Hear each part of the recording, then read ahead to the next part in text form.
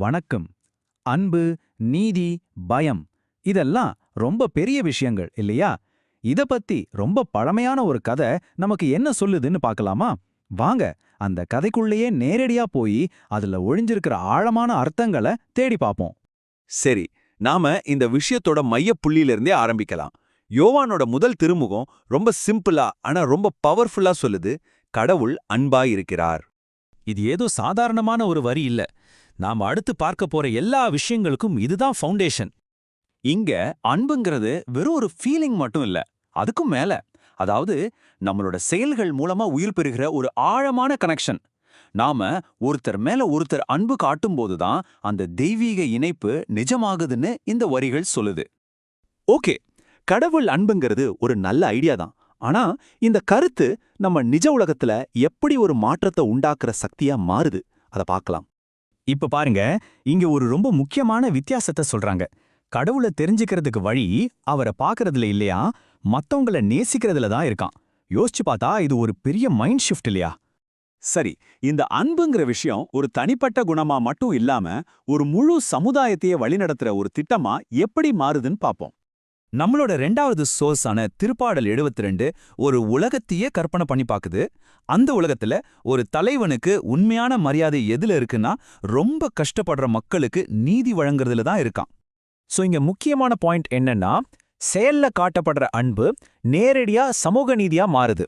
அது வெறும் நல்ல எண்ணத்தோட நிக்கிறதில்ல, பலம் இல்லாதவங்கள பாதுகாக்கிற ஒரு உலகத்தையே உருவாக்குது.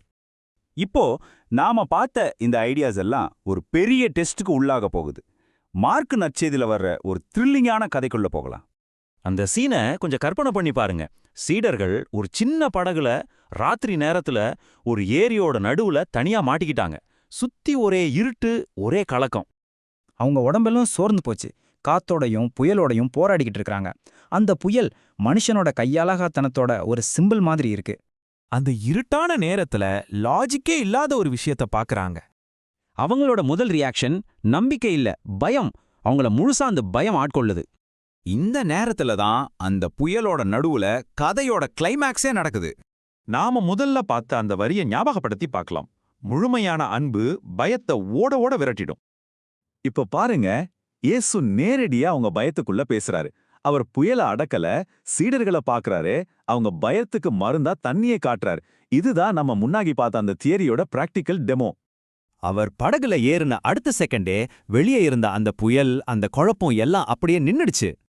ஆனா ஆச்சரியமான விஷயம் என்னன்னா, கதை இதோட முடியல. அது நம்மள ஒரு சவாலான, நம்ம எதிர்பார்க்காத ஒரு கேள்வியோட விட்டுட்டு போகுது. இவ்ளோ பெரிய ஒரு அற்புதத்தை கண்ணால பார்த்தும் கூட சீடர்களால அதை புரிஞ்சுக்க முடியல. ஏன்னா அவங்க இதயம் ஒரு மாதிரி மழுங்கி போயிருந்ததுன்னு அந்த வரிகள் ரொம்ப தெளிவா சொல்லுது. இது நம்மள ஒரு ஆழமான கேள்வி கேட்க வைக்குது. ஒரு அற்புதத்தை வெறும் கண்ணால பார்க்கறது மட்டும் பத்தாது. ஒரு பெரிய காட்சி தானாகவே நம்பிக்கையை உருவாக்காதனா, அப்போ உண்மையா புரிஞ்சுக்கிறதுக்கு வேற என்னதான் வேணும்? இது நம்மள ஒரு கடைசி சிந்தனையோட விட்டுட்டு போகுது.